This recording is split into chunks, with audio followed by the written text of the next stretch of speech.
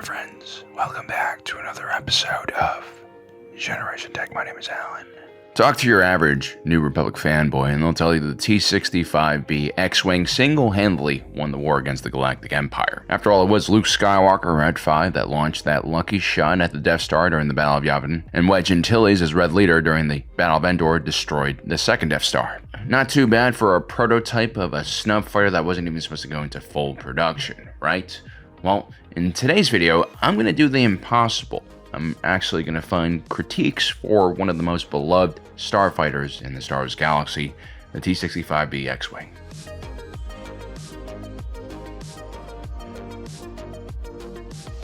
Look, I understand the love for the T65B X-Wing. I myself am a huge fan of the aesthetics of all Income Corporation designs. And I think a lot of Star Wars fans from Earth are inclined to like Income products because they remind us more of fighter jets as opposed to the more strangely shaped TIE fighter line from Senior Fleet Systems. I mean, there are a lot of real-world design influences in the Income line of starfighters, and I think that is the key to why they're basically a fan favorite. I mean, look at the angular lines on products like the Z95 Headhunter. You have the long nose, reminiscent of a sports car with a large forward compartment for a powerful engine, something that the T65B X-Wing and many Income products share. You also have the S-foils. The ARC 170 has the largest, and it gives us the impression that these things are built for atmospheric flight. While S-foils are helpful and can generate lift and help these fighters glide, these are starfighters built first and foremost for space flight, and actually those S-foils don't really do much.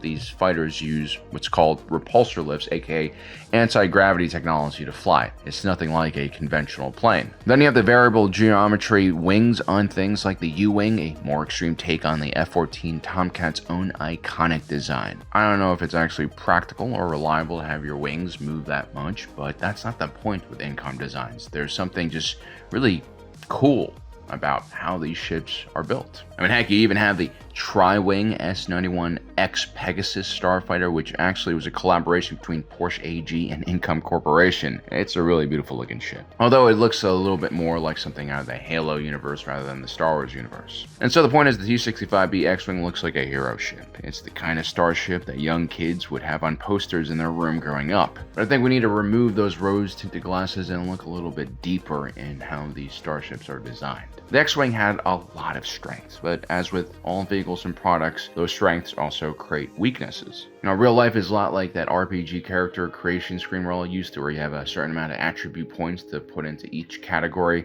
You can create a very strong character with a lot of constitution, but that might come, at the cost of charisma and wisdom, intelligence. Unless you're building some kind of tank bard that likes to provoke enemies into fighting them and then charms the pants off of them with their shit talking. It's actually a pretty cool idea. But anyway, yeah. Let's take a look at the flaws of the X-Wing platform, and why it's actually the pilots and strategies used by the Rebel Alliance that won the conflict and not necessarily the fighter they flew.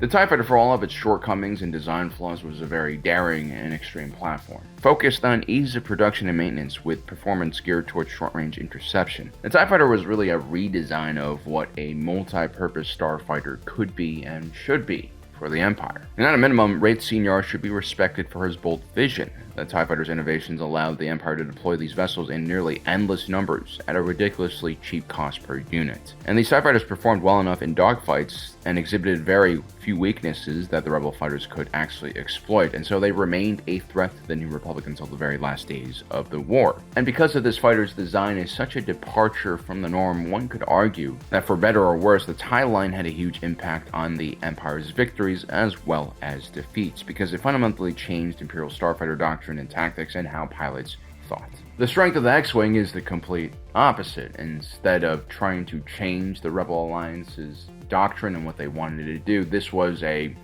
kind of a one-size-fits-all solution to all the problems that the Rebel Starfighter Corps had, and so it gave them actually a lot of options. The X-Wing tries to do its best not to offend any school of thought. It was a capable reconnaissance ship. In the early days, when only a few X-Wings had been produced for the Rebel Alliance, roughly 70% of its sorties were reconnaissance missions because the Rebellion didn't want to lose their valuable birds. It was also a capable endurance fighter for longer missions, as Luke Skywalker found out on his many adventures. The astromech slot and deflector shields could also allow the T-65B to survive multiple encounters and even multiple strikes from enemy starfighters. The Starfighter also had enough firepower with its 4 wingtip laser cannons and missile launcher, enough maneuverability and speed with its 4 fusion thrusters to be a pretty serious space superiority combat craft, or even a decent interceptor. The 6 proton torpedoes carried on board also made the X-Wing a pretty decent strike fighter. The Starfighter could basically do everything and anything its commander asked it to, and get a passing grade while doing it.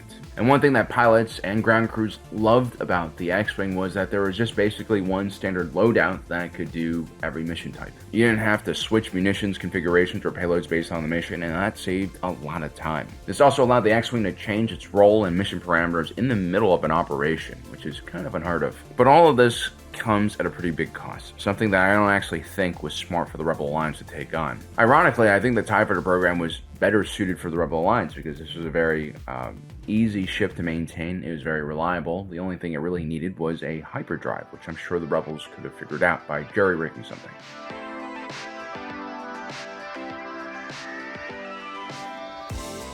Now, the Rebellion officially had like 4 different stages, and the early Rebellion was basically very loosely organized. You just had a loose collection of, I guess, rebel movements, local resistance movements, and, criminal factions that were just fighting the Empire independently. Some of these factions managed to cooperate from here and there, but there was really no larger entity or infrastructure to facilitate any type of standardization of the type of fighters they used. You had organizations like Luthen Rael's shadowy Axis network, you had the more conventional military forces organized around Jando Dana and his Masasi group, and then you had smaller extreme factions like Saw Gerrera's Partisans. And these guys were actually the first to use the T65B X-Wing after they liberated a few from an Incom Corporation factory. Pretty sure they also killed some people during that attack. The Partisans were pretty chaotic. The Partisans would operate a squadron known as Cavern Angels, and right away there was a lot of problems with this prototype X-Wing. The X-Wing was originally designed by Incom for the Empire, and one of the issues this prototype had was it was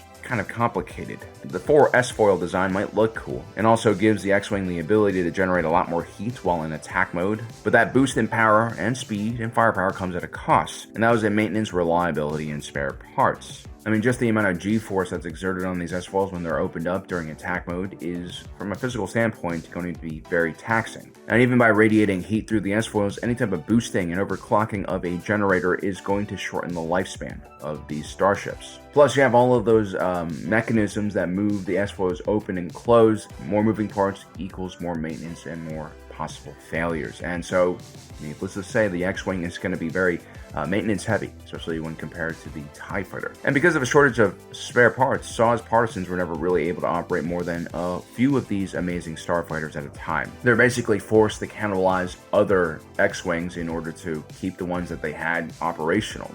At worst, they had to actually launch raids against Incom factories to get more parts, and say you lose an X-Wing or you get an X-Wing damaged during one of these raids, you would need to repeat the process. This actually reminds me a lot of the problem that the Iranian Air Force had after the Islamic regime took over. The Iranian Air Force had access to, at the time, state-of-the-art F-14 Tomcats, which, by the way, is one of my favorite jets of all time. Like we mentioned before, this interceptor had a variable geometry wing design, kind of like an X-Wing, and this was a huge headache for the Iranians. I mean, they had to basically cannibalize their existing fleet to keep a handful of these F-14s operational. The US Navy also had to retire the F-14 Combat eventually because it was just one of the most costly ships to maintain. And one of the big factors is, again, because of that wing design. That wasn't the only thing that made the X-Wing overly complicated. This was a hyperdrive-equipped starfighter. It also had complicated power systems because of the S-foil's overdrive options, and so this ship required an astromech for navigation and also for energy management. And these astromechs could be very hard to come by. Ultimately, the Partisans and the Cavern Angels could only operate in very specific circumstances and with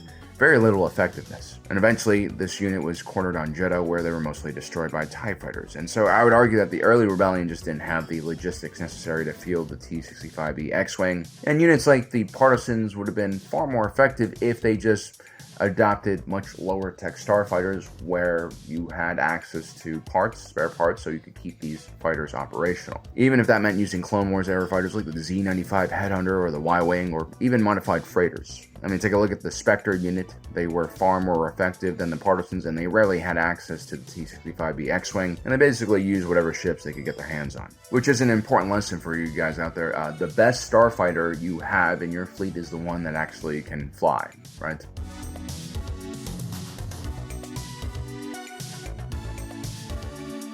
Now, the second phase of the rebellion would be the Alliance to Restore the Republic phase. This is where all of these small factions basically banded together under one central leadership. This period was started formally after Mon Mothma's speech to the galaxy, which promptly was followed by her quick departure from the Senate in Coruscant. Several rebel groups would heed Mon Mothma's call for rebellion, and this is where you get the formation of an actual military unit. But as we see in the prelude of the Battle of Scarif, Mon Mothma and the Central Command's power over this group was quite limited, as each individual rebel leader could choose to do whatever they wanted with their faction, and that even meant leaving the group in protest because they disagreed with the larger actions of the group. You can't really have a democracy in a military command chain, you need to have one leader. This is why Rogue One was forced to act alone in their suicide mission. Now, during this time period, Incom Corporation's engineering and design team defected from the Empire, and they basically brought the schematics and blueprints of the X-Wing to the Rebellion. The Rebel Alliance, through sheer ingenuity and resourcefulness, was able to manufacture a few dozen of these X-Wings in mobile factories and on remote planets. Although not ideal, this is a huge step up from the partisans' rapidly deteriorating starfighter squadrons. The Alliance to Restore the Republic also had a legitimate command structure with a logistical network. General Anton Merrick purposely chose the X-Wing platform as the main starfighter for the Rebel Alliance. Although in hindsight, maybe allowing a starfighter pilot to choose the main starfighter your Navy will use is a bit problematic, because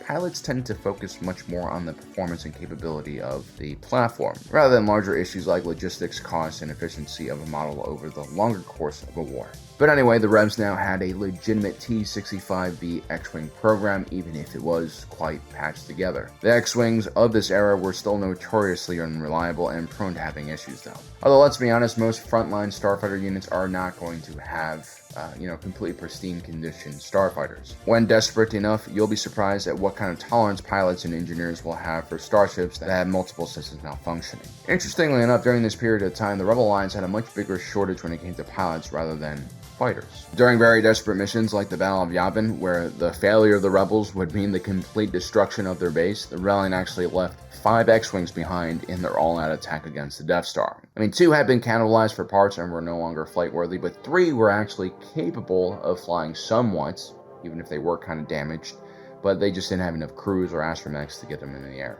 There was also a Y-Wing as well, but that had a lot of issues. Not because of the complexity of the fighter, but because of how old it was. The Rebels also had a huge problem when it came to flight crews during the Battle of Yavin. The Rebellion launched 30 starfighters, but only had around 67 flight crew members, which is sort of a ridiculously low ratio.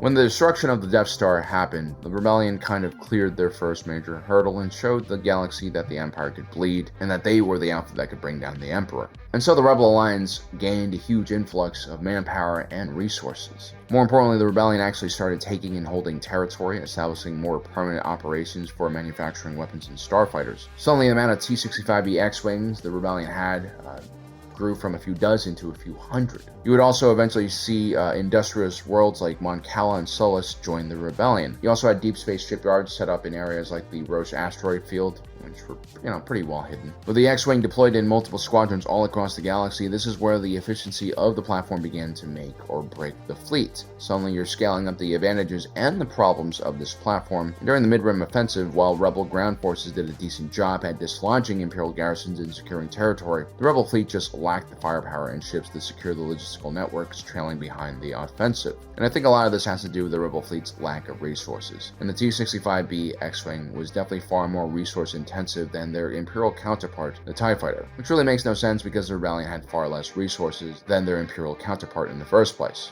And so during this time period, this mid-rim offensive where the Rebellion actually tried to tackle the Empire in conventional battles, they usually got smacked in the mouth and defeated pretty quickly. Even in the middle of the Galactic Civil War, the X-Wing wasn't really potent enough to make up for the Rebel Alliance's complete lack of capital ships, and so the Rebellion still had to rely mostly on hit-and-run tactics to stop the Empire. Something that doesn't really work, especially when your ground forces have taken, ground and you're forced to defend. I would argue that the X-Wing was unable to truly turn the tide of the war for the Rebel fleet, and it was more of the tactics the Rebellion used, the constant harassment of Imperial logistics, that ultimately brought the Rebel victory around. I think there were plenty of ships with the T65B X-Wing's characteristics that could have replaced it.